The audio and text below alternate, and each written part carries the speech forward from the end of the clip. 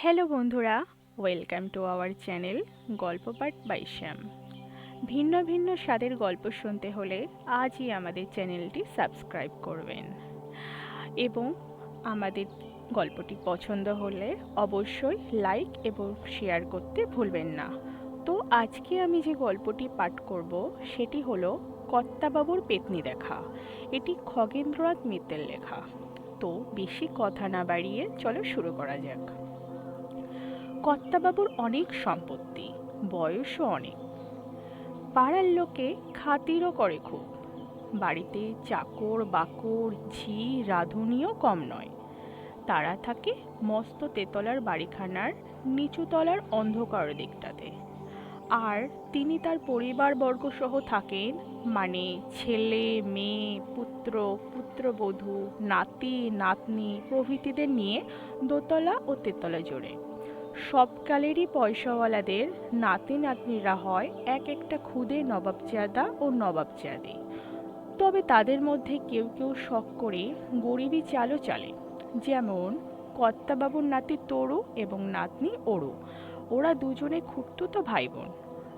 ওদের অনেক বন্ধু বান্ধবী।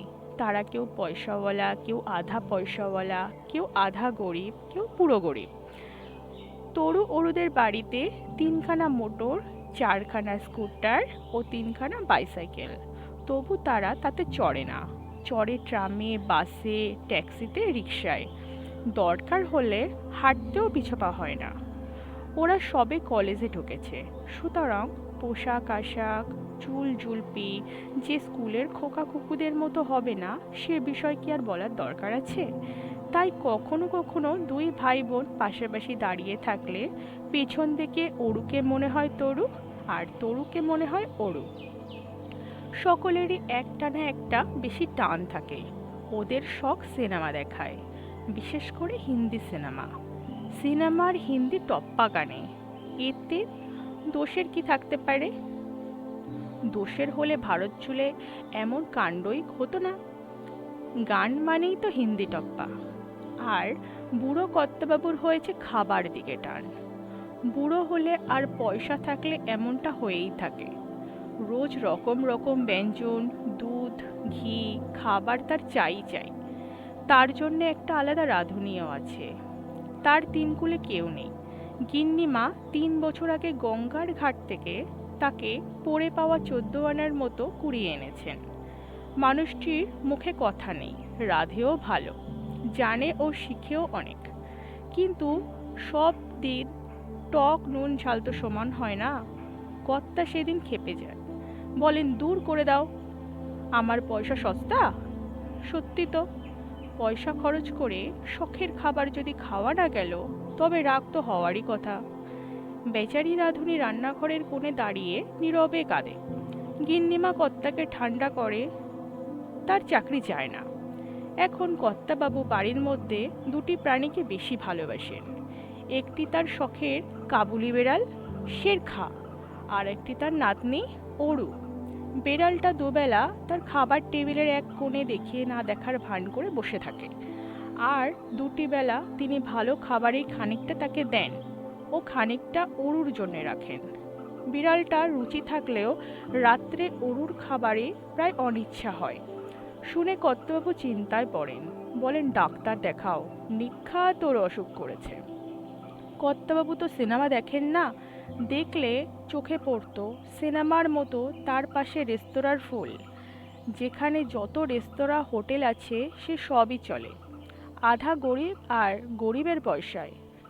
সে পয়সার জোগাড় হয় না থাক। আর বড় বড় হোটেল পয়সাওয়ালাদের টাকায় চলে। ওরও পয়সাওয়ালার নাতনি হলেও আগেই বলেছি তার গরিবি চাল। যে গরিবি হঠাতে বহু তকলিফ সইতে ও শুনতে হচ্ছে। তাছাড়া রেস্তোরাঁর চপ কাটলেট কষা মাংসের কাছে বাড়ির তৈরি কোনো খাবার সবই তো ভুসিমাল বা গরুর খাদ্য। কর্তাবাবু যে রাতে পেতনি দেখলেন, তার আগে রাঁধুনির পরপর 3 রাত কান্নায় পরিবেশনে গড়বড় দারুণ ধমক খেল। বেচারির চাকরিটাও গেল। পরদিন ভোরে কাউকে কিছু না বলে এবং মাইনেপত্তর না নিয়ে সে চলে গেল। সকালে উঠে সবাই দেখল তার খুপড়ির দরজাহাট কেবল ছোট পুঁটলি পড়ে রয়েছে। কর্তা বললেন, দেখো কিছু নিয়ে সটকেছে কিনা, পুলিশে ডায়েরি করো, ওর ছবি। গিন্নিমা বললেন, তোমার যেমন আদিক্ষেতার কথা, যার ঘর দোর আছে পুলিশ তারই কিছু করতে পারে না, ওর তো তিন কুলে কেউ নেই, ওর ছবি কি হবে, খবরের কাগজে ছাপাবে? ওই তো পেতনির মতো ছিঁড়ি, কে ওর ছবি তুলে রেখেছে? কর্তা আর কিছু বললেন না। তার 4 দিন পরে সকালের দিকে এক গ্রাম্য কিশোর এসে হাজির। মাসি পরশু রাতে কলেরায় মরেছে, মরবার সময় বলেছে তার 3 মাসের মাইনে বাকি, টাকাগুলো দেন, তাই দে তেনার শ্রাদ্ধ শান্তি করতে হবে বলে গেছে। শুনে তো সবাই অবাক, যার তিন কুলে কেউ নেই তার আবার বোনপো এলো কোথা থেকে? বাড়ির একজন বলল, আরে বোনপো মানে বুনুকুল, যা যা। কর্তাবাবুর কানে কথাটা উঠতেই তিনি সরকারকে ডেকে জিজ্ঞাসা করলেন, বামুনি কতদিনের মাইনে পাবে? সরকার বললেন, আগে এই মাসে মরেছে, এই মাসের 7 দিনের দিন যদি সত্যিই মরে থাকে। গায়ের লোক ভারী মিছে কথা কয়। তোমার বাড়ি কোথা? গায়ে। তবে ওই সবের জন্য আর গায়ে যাইনে বটে, ছোড়াটাকে 7 দিনের মাইনে চুকিয়ে বিদায় করে দাও। যে আজ্ঞা। কিন্তু ছেলেটা 1 পয়সাও না নিয়ে চলে গেল। শুনে গিন্নিমা বললেন, বিষ নেই কুলোপনা চক্কর, না নিবি তো বয়েই গেল। পরদিন শনিবার, তিনি গেলেন তারকেশ্বর বঞ্ঝির বিয়েতে, ফিরবেন পরদিন। রাত্রে কর্তাবাবু খেয়ে দিয়ে শুয়েছেন। একতলায় সিঁড়ি দিয়ে উঠে ডান ধারে তার ঘর, আর সিঁড়ির বাঁ ধারের ঘরে শোয় 2 নাতনি, অরু ও তরু। গ্রীষ্মকাল, দক্ষিণে বাতাস হু হু করে ঘরে ঢুকছে, উত্তরের জানলাগুলো দিয়ে বেরিয়েও যাচ্ছে। দক্ষিণের বাতাসকে কে না ভালোবাসে, এমনকি কর্তাবাবু। তাই সিলিং ফ্যান ঘুরতে থাকা সত্ত্বেও তার ঘরের দরজা জানলা সবই খোলা। রাত তখন 12টার কাছাকাছি। সিনেমার নাইট শো থেকে দর্শকেরা বাড়ি পৌঁছাতে আর কি। হঠাৎ কর্তাবাবুর ঘর থেকে রব এলো, আ। কর্তাবাবু বিছানায় উঠে বসে ঘরের অন্ধকার কোণের দিকে তাকিয়ে কাঁপতে কাঁপতে হাত দুখানা ছড়িয়ে দারুণ ভয় চিৎকার করার চেষ্টা করছে, কিন্তু স্বর গলাতে আটকে গিয়ে কেবল বার হতে লাগলো, বামি পে হে। এই শব্দ ক্রমেই উচ্চগ্রামে চড়তে লাগলো।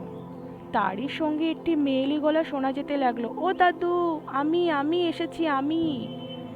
কিন্তু দাদুর মানে কর্তাবাবুর ভয়ার্ত চিৎকার বা গলার স্বর তবু থামে না, বরং আরই বাড়ে।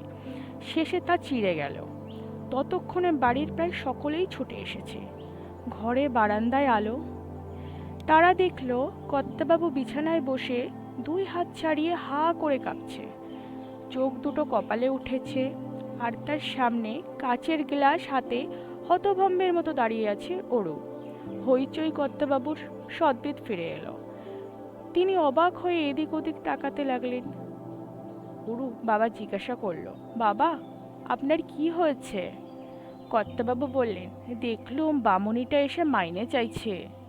অরু বলল, দাদু বামুনি কোথায়? আমি সিনেমা দেখে ফিরে আপনার কুজোর ঠান্ডা জল খাবো বলে এসে জল গড়াতে গেছি, অমনি আপনি উঠে বসে গোঙাতে লাগলেন। এ ঘরে তো আর কেউ কাউকে দেখিনি আমি, আপনি কি আমাকে পেতনি ঠাউরাচ্ছেন? কর্তাবাবু উত্তর দিলেন, না। তারপর মনে মনে হাসতে হাসতে যে যার মতো নিজ নিজ জায়গায় ফিরে গেল। আলো নিভল, জ্বলতে লাগলো কেবল কর্তাবাবুর ঘরের আলোটি। তিনি ভূত পেতনি বিশ্বাসী, তার গলায় বিশ্বাস হলো না। রাধুনির বোনের বাড়ির ঠিকানা না জানায় সরকার তার শ্রাদ্ধের দিনে কালীঘাটে গিয়ে 3 মাসের মাইনে পুজোর দেওয়ার হুকুম দিলেন। সরকার মনে মনে খুশি হয়ে বললেন, জি আজ্ঞা, এবং নির্দিষ্ট দিনে কালীঘাটে গিয়ে নিজের নামে 5 শিকের পুজো দিয়ে এসে কর্তাবাবুকে প্রসাদ দিলেন। কর্তাবাবু নিজে ও নাতনিদের মাথায় প্রসাদ ঠেকিয়ে তার ও নিজেদের মুখের দিকে দিলেন। তারপর থেকে কর্তাবাবুর ঘরে আর পেতনি ঢুকেছে এমন আর শোনা যায়নি। আজকে এই পর্যন্তই। যদি গল্পটি পছন্দ হয় অবশ্যই লাইক করতে ভুলবে না। টাটা বন্ধুরা।